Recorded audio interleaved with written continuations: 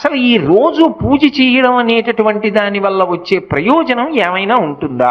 అసలు దాని వెనక ఏదైనా శాస్త్రీయమైన కారణం ఉంటుందా? విదురుడు ఎందుకు చెప్పాడు అసలు దైవానికి నమస్కారం చేయమని?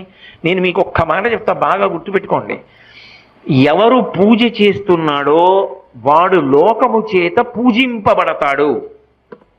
నేనన్న మాట బాగా పట్టుకున్నారా? ఎవరు పూజ చేస్తాడో వాడు లోకము చేత పూజ అందుకుంటాడు. అదేమిటండి మీరు అన్నమాట మాకు బాగా అర్థం కాలేదు, మీరు ఏదో అన్నారు బాగుండదని అన్నాను అంతే అంటారా? మీకు వివరణ చేసే ప్రయత్నం చేస్తా. పూజ అంటే ఏమిటి?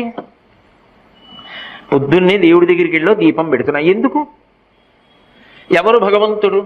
చంద్ర సూర్యౌ చ నేత్రే కర్ణావాసా శిరోద్యౌ ముఖమవిదహనో యస్య వాస్తేయమబ్ధిః అంతస్తం యస్య విశ్వం సురనర ఖగో భోగి గంధర్వ దైత్యైః చిత్రం రం రమ్యతే